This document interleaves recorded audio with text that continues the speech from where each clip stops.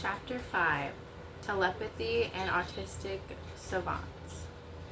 When I agreed to be part of the docuseries Signal, directed by Kai Dickens, exploring the inner world of children in the autism spectrum, I was not expecting it to completely shake my worldview.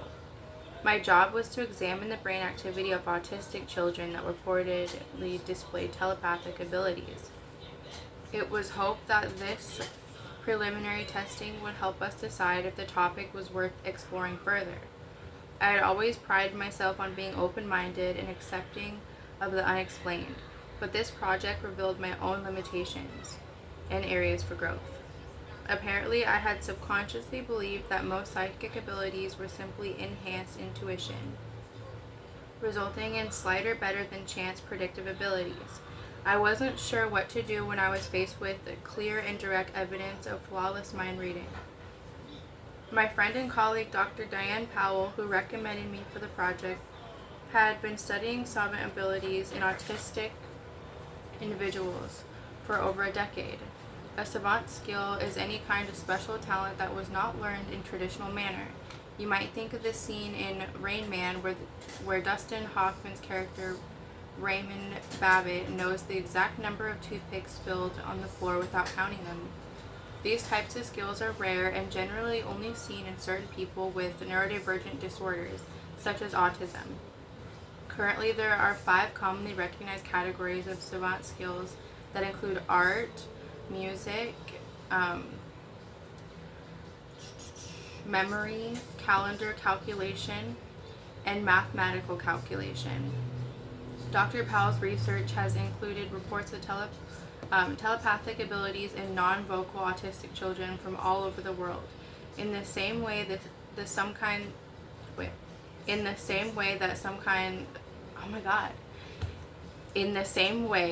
kids on the autism spectrum can do amazing things like play any musical instrument expertly or understand advanced mathematics, Dr. Powell argues that the telepathic abilities she has witnessed, if scientifically validated, should also be recognized as savant skills.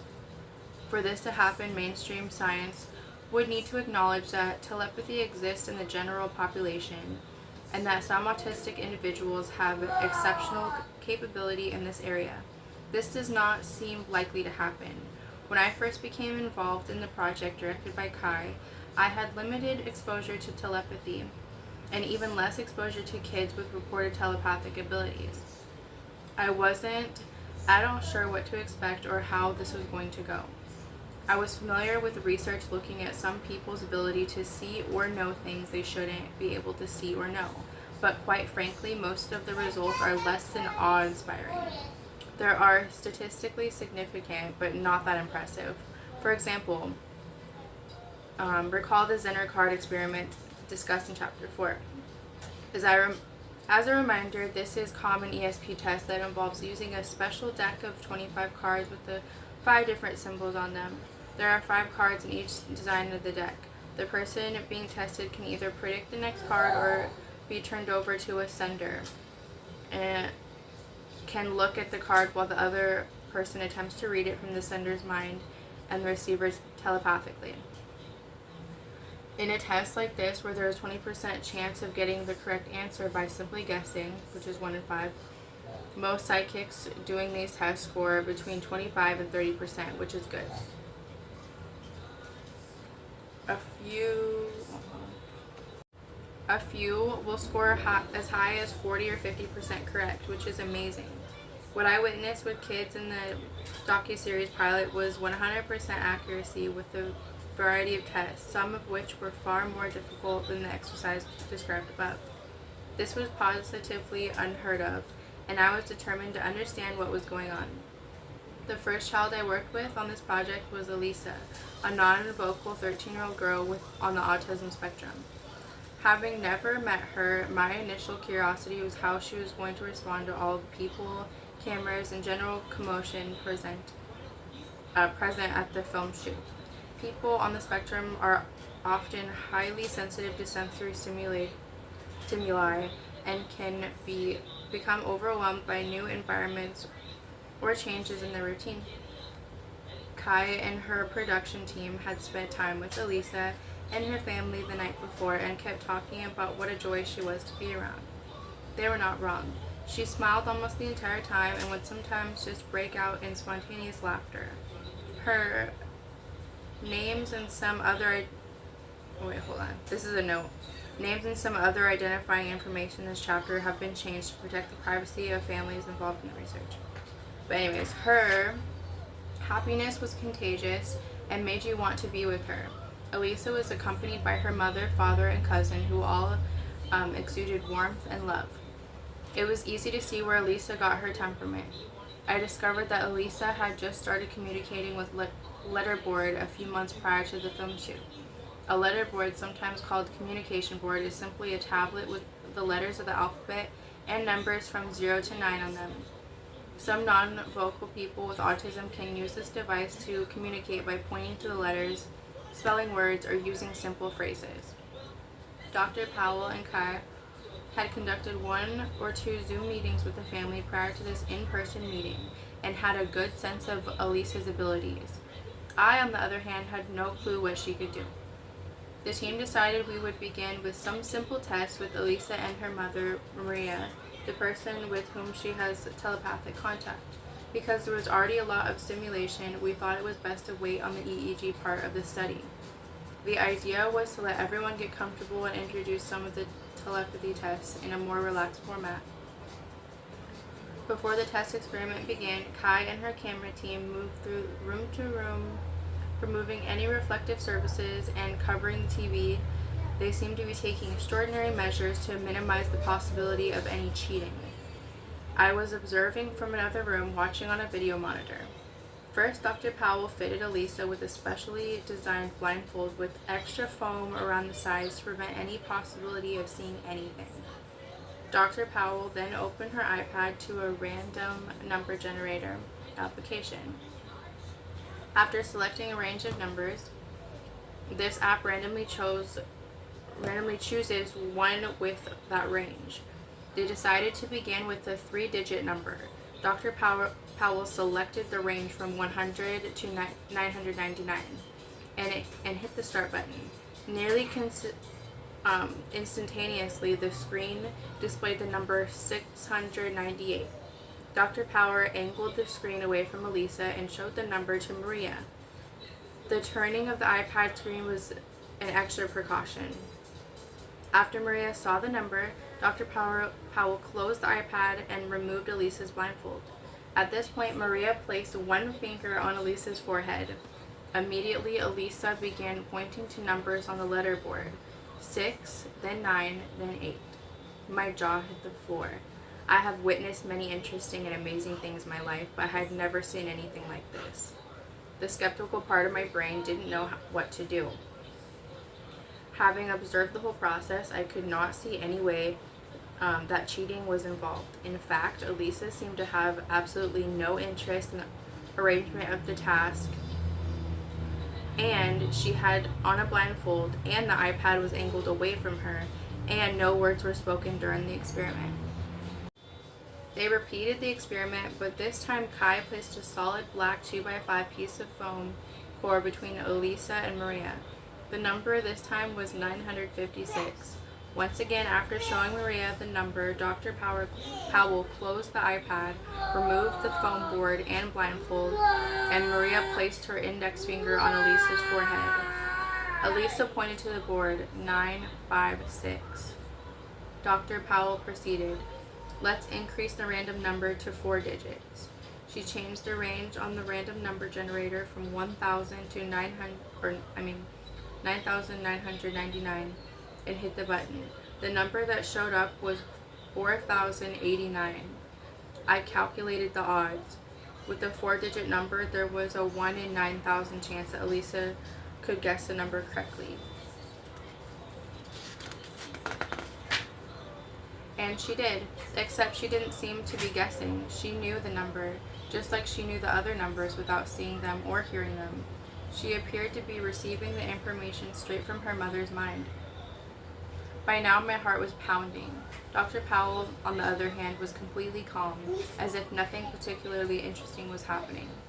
Later, she told me that she has been observing this kind of thing for years with kids from all over the United States. While I had already been converted to a true believer, Dr. Powell maintained a skeptical attitude.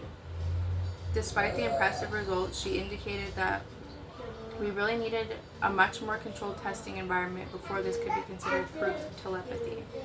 Perhaps Maria was providing Elisa with some kind of subconscious subtle cues that signaled the correct answer to the test. For example, what if the physical pressure from Maria's finger changed slightly when Elisa was getting close to pointing the correct letter or number? While this seemed unlikely to me, Dr. Powell reiterated the importance of obtaining airtight scientific evidence for something as mind-blowing as telepathy. This reminded me of the famous saying from astronomer Carl Sagan, "Extraordinary claims require extraordinary evidence." For Dr.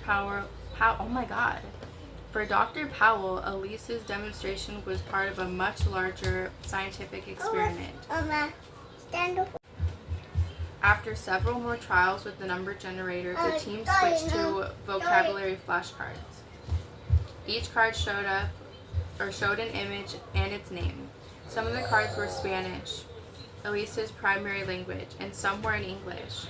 Dr. Powell shuffled the two decks together and randomly selected a card from the deck. The first image was a horse. She showed it to Maria using the same procedure as before. Elisa's blindfold was removed. Maria placed her finger on Elisa's forehead, and Elisa began pointing to letters on the board.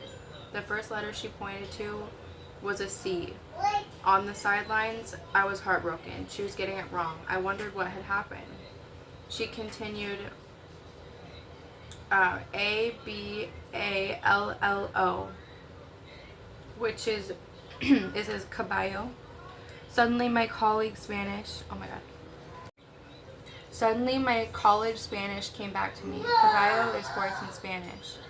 Elisa repeated the exercise with an image of shoes, spelling the word zapatos. As the experiment continued, Kai had the crew pick a card and hand it to Dr. Powell to remove any possibility of cheating. It didn't matter. Elisa accurately identified word after word. How could this be possible? Only two explanations made any sense to me. Either Elisa was looking through her mother's eyes or reading her mind. Through the translator, Kai asked Elisa if she was able to see through her mother's eyes. Elisa wrote, "No, I can see everything." This seemed to suggest that she was receiving the information by some other means. The hypothesis was confirmed when Maria later described how they discovered Elisa's telepathy. During the past 2 years, Maria had been teaching Elisa how to read through the Doman method, which involves learning to read words from flashcards rather than from phonics. Apparently, this approach is often easier for children with reading difficulties or special needs. In November 2021, Maria wrote some instructions for Elisa, and she followed them, which confirmed that she could read. After this development, they got her communication board and an iPad to help her express herself more easily. Elisa's parents began testing other areas of learning to see what Elisa was retaining. They began asking her some simple math problems, which she answered correctly. They then began asking more complex math problems, which she also answered correctly with no problem. Maria said that she initially thought that maybe Elisa had some mathematical solvent abilities, but when asked about her math skills, Elisa communicated that she couldn't do the math. She was reading her mother's mind. From there, Maria began doing various tests to see if this was true. For example, she would think of something like a purple bag, and Elisa would write the Spanish word for purple bag on a piece of paper. I saw them do variations of this exercise during the filming. While cameras were being moved or readjusted and researchers and directors were busy planning the next set of experiments, Maria and Elisa would sit in the table patiently waiting. Maria would think of a color, and then Elisa would point to one of the 6 colored popsicle sticks on the table. Each time, Maria confirmed Elisa's choice. I could see that Maria was not looking at anything, leaving me with only one conclusion. The only way Elisa could have received the information was by reading her mother's mind. At some point, the director Kai Dickens began creating new experiments on the spot. She picked up a book and randomly opened it and handed the book to Dr. Powell and asked her to choose a word on the page. Dr. Powell chose the word and it showed it to, oh my god. Dr. Powell chose a word and showed it to Maria. My question also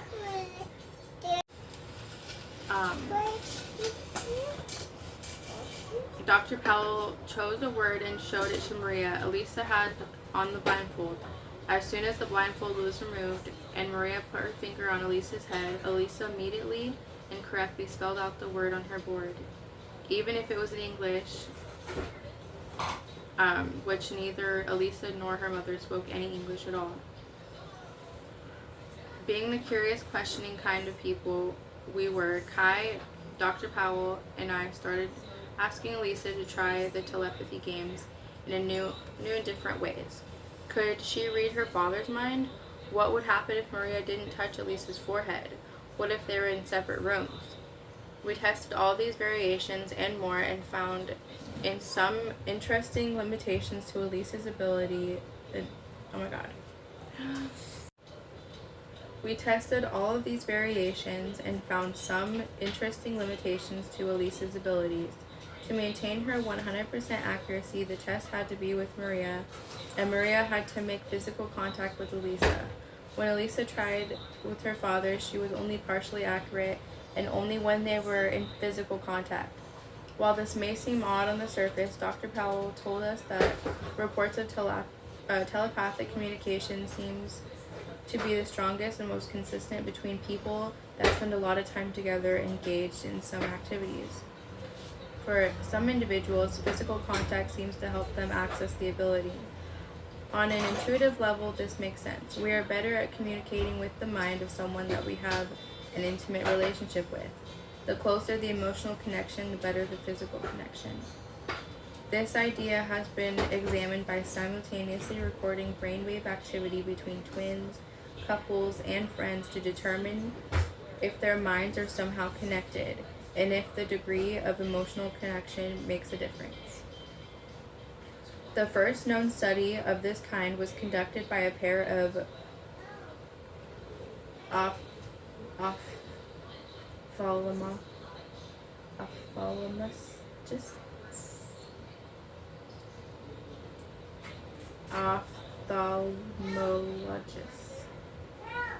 What are you doing in the bathroom with your bike?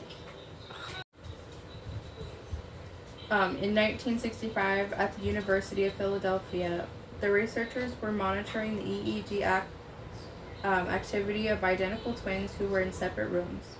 The researchers would ask one of the twins to close their eyes, causing a large increase in alpha brainwave activity in the back of the head. At the exact time this happened, the other twin in a separate room showed a mirrored effect. Their alpha activity also increased at the same time. In several studies to follow, researchers extended this approach by flashing a light. In several studies to follow, researchers extended this approach by flashing a light in one of the participants' eyes, while their partner was in a separate room.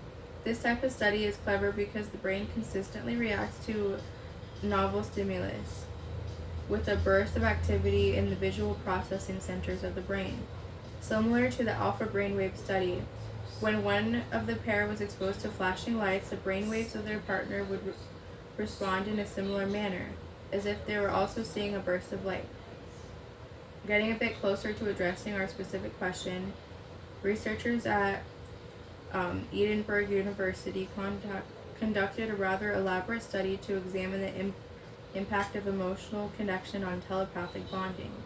Their study included 3 groups: pairs of closely connected individuals, pairs of strangers, and randomly assigned individuals. Using a method similar to the light flashing studies mentioned above, the individuals in each pair were monitored in separate rooms, while one person from each pair was exposed to a light flash. Statistically significant correlations were found between the brainwave patterns of those who were closely connected. The strangers showed a positive but smaller effect and the unpaired individual showed no correlations with lights that were flashing in an empty room. These results all support the idea that our minds are connected to each other in ways that we can influence brainwave patterns, and that these synchronizations are strongest when there is a close bond between the participants. When I can get outside of my research brain for a second and trust what I witnessed with Elisa's family, the evidence for telepathy is clear. What I observed was amazing, loving, gentle family that has done everything they can for their daughter. They weren't looking for these abilities, trying to profit from them or trick anyone. They appeared to be as amazed as I was. Their primary wish for Elisa is for her to continue to develop her ability to communicate to support her quality of life. At the time of this testing, Elisa had only been communicating through writing and using the letterboard for about 5 months. Elisa has trouble with fine motor control, so writing has always been difficult for her. At some point, Maria began instinctively putting a hand on Elisa while she was communicating, which seemed to help with writing, using the letterboard and telepathy. When Maria learned from Dr. Powell that other autistic children with telepathy skills could contact without physical contact, they began experimenting. Initially, Maria would put her whole hand on Elisa's cheek. Slowly, she began removing fingers, first with 4, then 3, then 2, and now she just uses 1 finger. They also discovered that it doesn't matter where Maria touches Elisa, whether it's her back, cheek, forehead, or shoulder.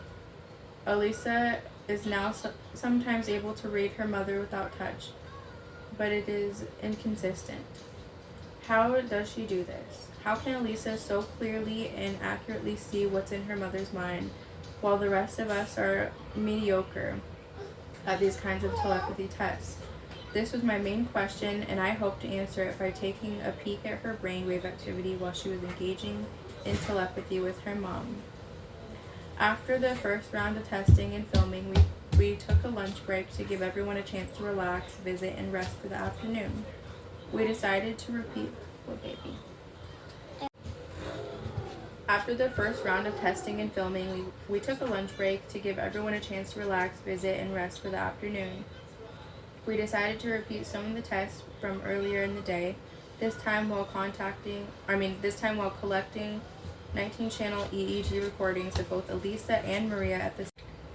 People often have heightened sensitivities to sensory input, and doing an EEG requires wearing a tight-fitted electrocap on the head, having a specialized conducting gel squirted onto the sensors on the cap, and the connecting to the cap on your head to ear clips. Elisa handled it surprisingly well. After getting baseline recordings for both Elisa and Maria when they were sitting and doing nothing, we started the telepathy test. We managed to EEG samples while Elisa did the random number generator test and using flashcards. The entire time the testing was happening, I was furiously scribbling on my notebook, documenting what was happening and the time marking on the EEG. This allowed me to select the exact EEG segments that corresponded to telepathic activity and compare it to baseline, essentially answering the question, how did Elisa's brain change when she was reading Maria's mind? When I compared the eyes open baseline to the telepathy experiments with the random number generator, I saw there is a significant increase of activity in Elisa's brain across all EEG bands. This increase was particularly strong in the front right lobes. This is interesting as it is the opposite of what I found when examining Laura Lynn Jackson's brain during the psychic test. When Laura did a psychic reading, her brain showed a significant decrease of activity in the frontal lobes, particularly on the right side. Clearly, this part of the brain is important for these skills, but it is unclear why Elisa's and Laura's brain activity would move in opposite directions.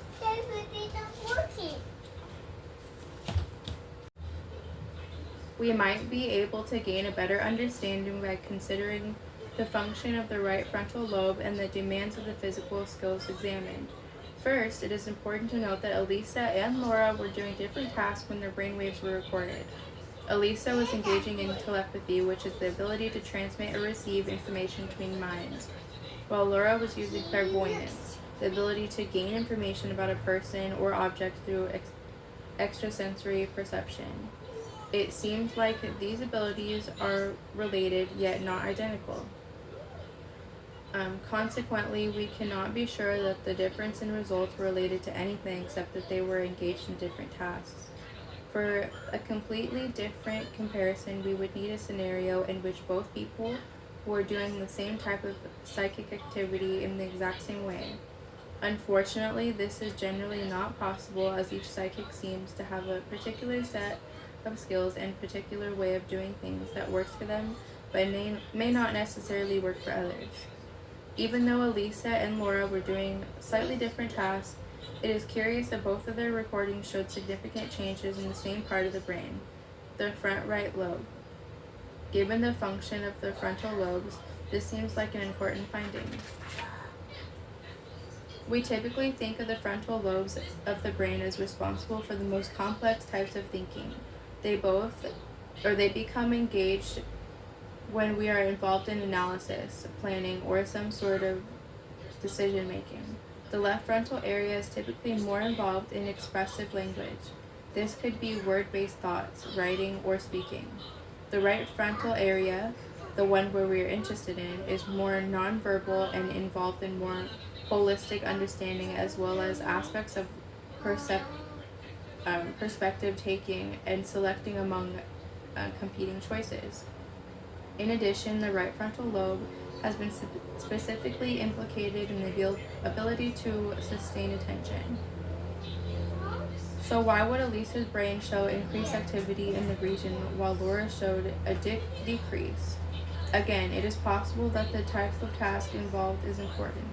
For Elisa's engaging in telepathy with her mother, it makes sense that she would need to recruit some of those right frontal lobe functions in order to tune in to what Maria was thinking. We can imagine that telepathy requires the activation of some of those right frontal lobe functions, such as perspective taking and direction attention.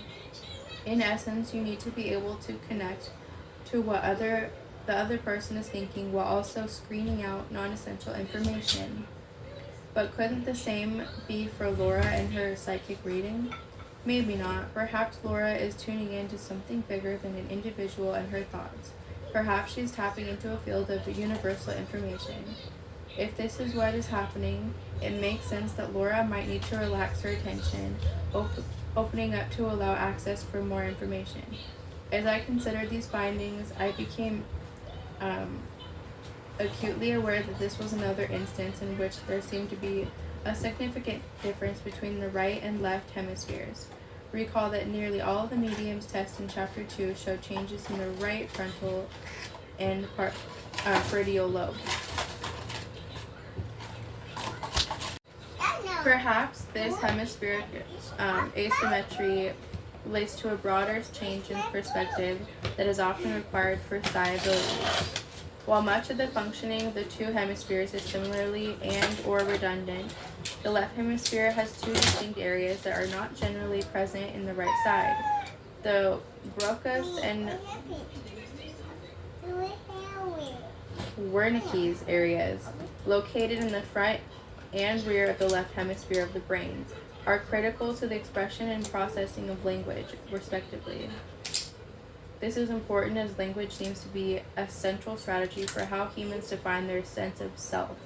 In her book, My Stroke of Insight, Dr. Jill Bolt Taylor, an Harvard-training neuroscientist, talks about her experience of suffering a stroke in the left hemisphere.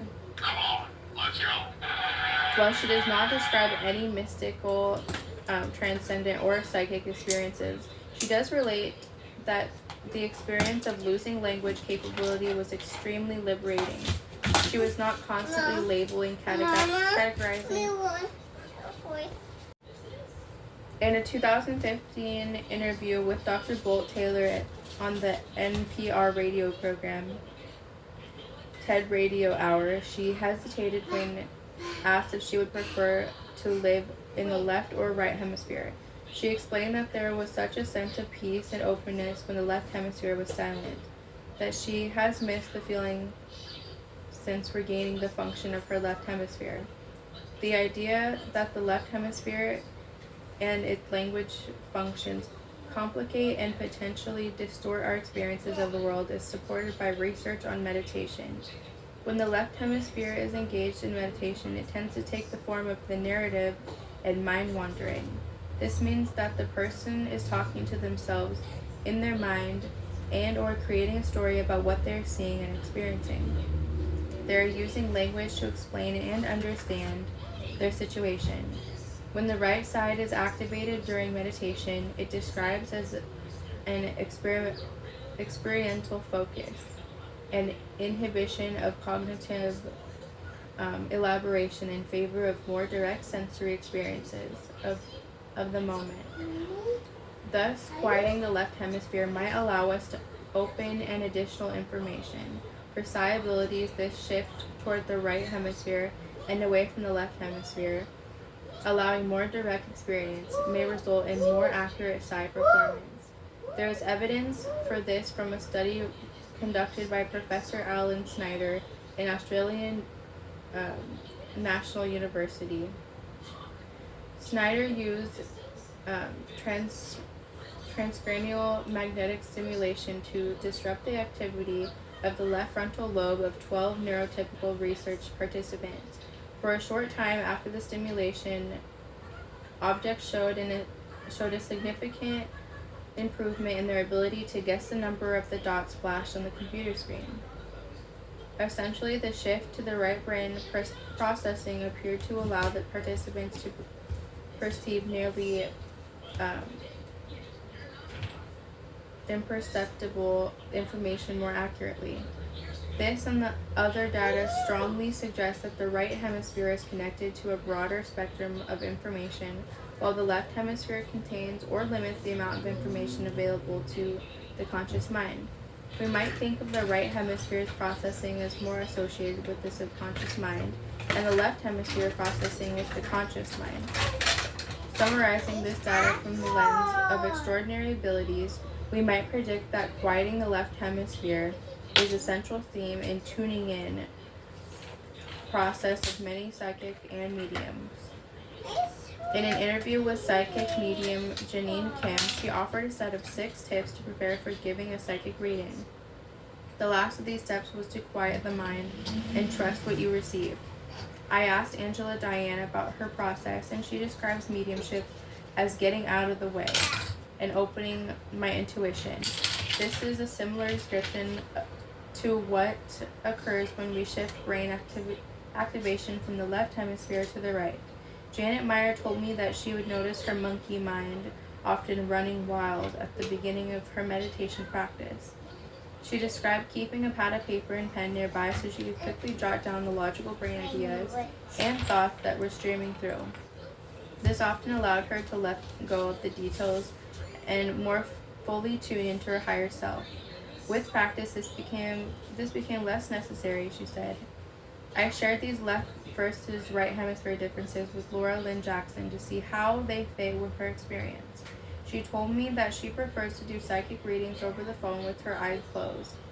In this environment, she says she is able to tap into a sense of oneness, a connectedness between all of us, and a force that is much bigger than the small self that we call Laura.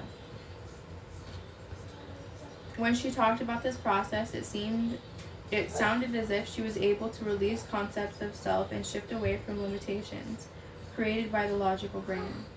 She described the ability to see the person she is doing the reading for and all their connections to other people.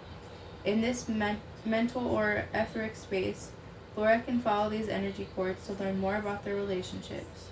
In other words, she takes a more right-brained approach, less logical, less linear, and less verbal than the type of processing that tends to happen in the left hemisphere of the brain, where we are trying to figure something out.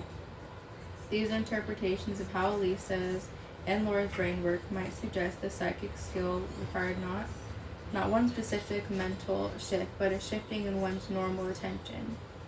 In some cases, it would be important to narrow attention and screen out all information. In other cases, it may be more important to relax attention and tune into a broader field of information. These differences may depend on the specific psychic task as well as how your brain functions outside of the psychic practice. Clearly, some people have a natural propensity to shift attention in such a way as to encourage psi-related information. Maybe they are wired that way and have a form of mental flexibility that allows them to more efficiently navigate between left and right brain functioning. What about the rest of us? Are we doomed to a life of psilessness? How can we learn to either focus or expand our attention, connecting to information outside of our own mind? I believe the answer is practice, practice, practice. Just because certain psychic skills don't feel natural in your brain doesn't automatically shift into higher states of consciousness. Doesn't mean that you're impossible or that they're impossible. It means you have to retrain your brain. Believe it or not, we already do this all the time. In fact, the brain is constantly shifting and changing its connections and functioning based on what we ask it to do. This is the basic idea behind neuroplasticity. In the field of neurobiology, there is a famous saying attributed in the late psychologist Donald Head: cells that fire together wire together. This tells us that brain areas that are activated at the same time during a specific task can become linked. They develop stronger, faster, and more efficient connections, making this shared activation easier in the future. This is how states become traits. It is how learning takes place. If you repeat something enough times, it becomes hardwired into the system, changing not only the structure but the function of the brain.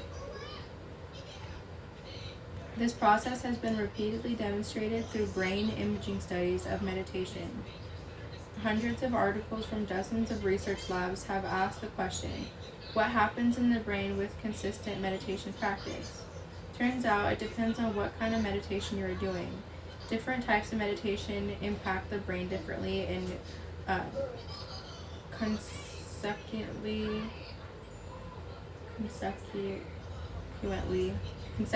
affect different cognitive, psychological, and emotional skills.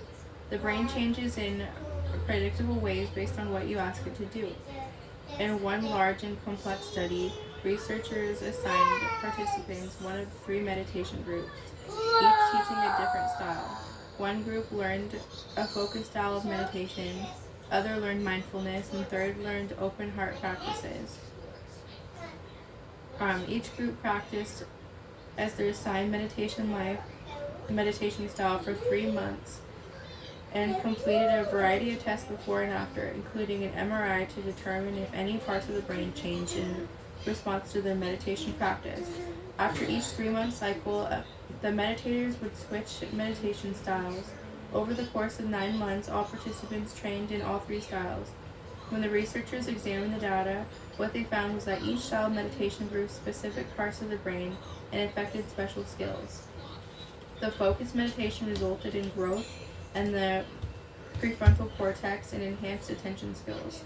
The mindfulness practice influenced frontal and temporal regions of the brain and led to increased perspective taking.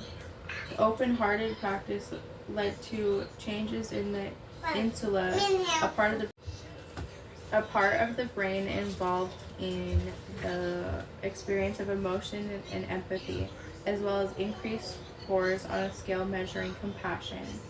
This research and other similar studies demonstrate the way you direct your attention and intention matters. It also shows that we can adapt beyond our current programming, training the brain toward our desired goals.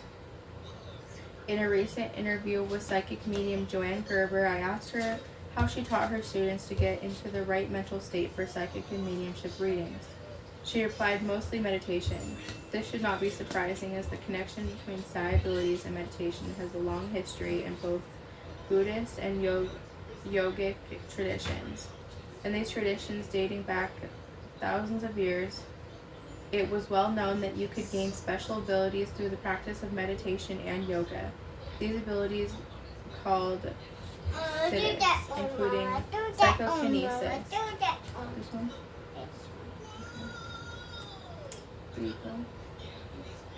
Oh. Okay. What do we got? These abilities called siddhis include psychokinesis, clairaudience, telepathic knowledge, and retrocognitive knowledge, and clairvoyance. The influence of meditation on psi abilities has also been established through scientific methods. In this book, Real Magic, Dean Radin, PhD, chief scientist at the Institute of Noetic Sciences, reported 6 conclusions that can be drawn from thousands of psi research studies. One of these conclusions states psi effects are stronger during non-ordinary states of consciousness, such as during meditation.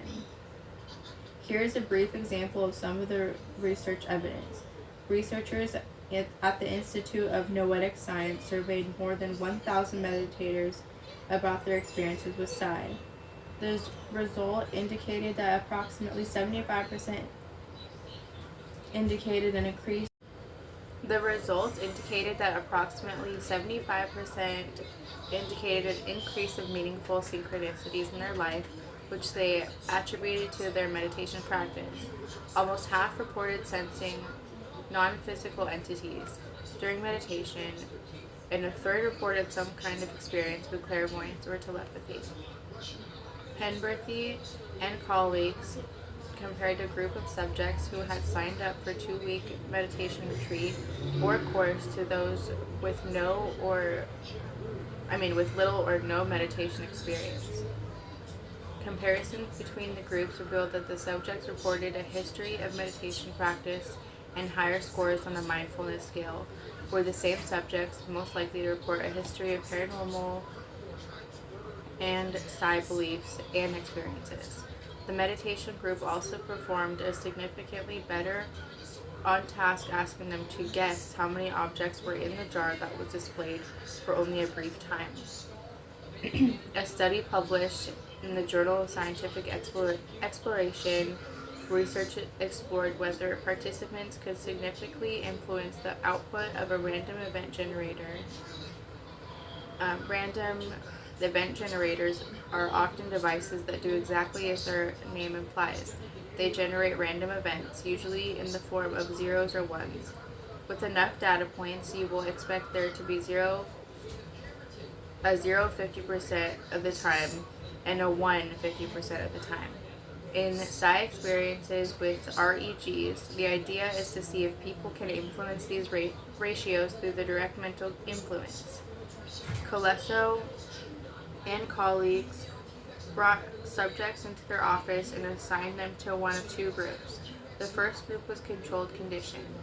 After completing a variety of surveys, the control group was asked to influence the output of an REG by either increasing or decreasing the probability of a specific output. The second group did the same procedure, but also participated in a brief relaxation, meditation, and visualization exercise believed to be useful in changing the REG output.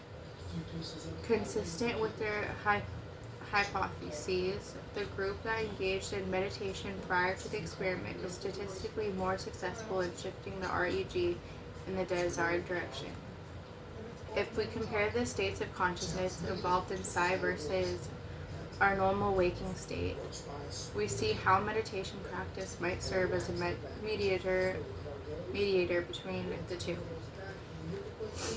With very few expectations, most of the time, our minds are running around in circles, obsessed with details, worries, memories, problem solving, and decision making. In fact, we are taught and trained through our society and culture that this is the appropriate and mature way to exist in the world.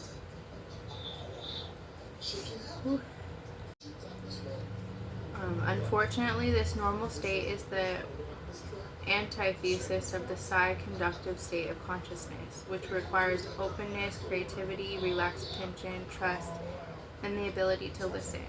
Meditation is a tool to help us make this transition, to learn to relate differently to our everyday thoughts, to intentionally direct our attention and increase awareness of more subtle cues from our internal environment.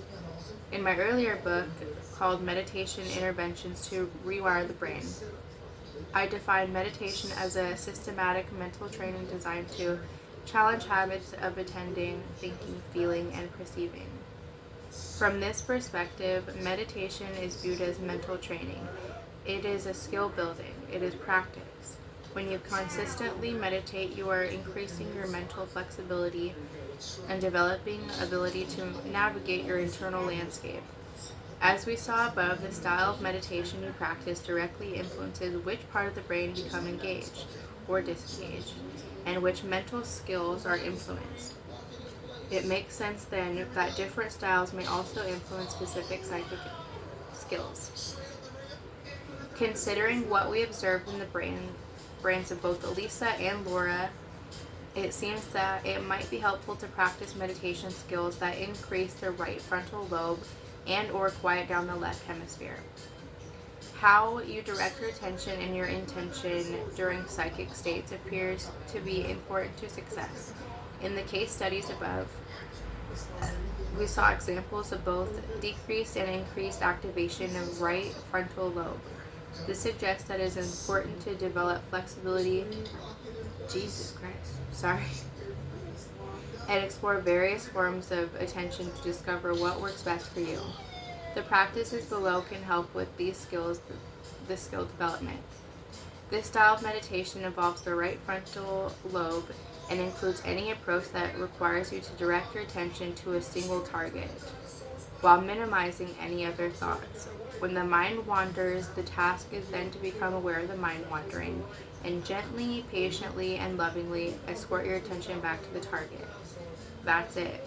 While it sounds simple, if you have ever tried this type of meditation, you know that it is extremely difficult. Focusing on one thing is boring and the mind will quickly become distracted, looking for anything to entertain itself. Remember, the point of focus meditation is to direct attention toward a single target without becoming overly caught in other thoughts. The target could be internal, breathe, third eye, or external, candle flame, image of goddess. The meditation below includes a few strategies to help you develop and explore your attentional capacity. This 10-minute meditation will explore 3 connected strategies to help you keep your attention in breath. If you find yourself struggling with any part of the instructions, you can always shift back to an earlier part of the practice. Like I said in the past, like in the other chapter, I don't feel comfortable like reading the assisting in meditation part because, you know. Yeah, so that's pretty much the rest of the chapter 5 is just how to meditate, and if you want to read that yourself, you're more than welcome to do that. There's also lots of YouTube videos on how to do that, but I am definitely interested in reading it on my own time. It's just I don't feel comfortable providing that information for you because I know that some people have like health conditions to where this isn't really something that like everyone can do. So yeah, that's about it for this chapter. Thank you.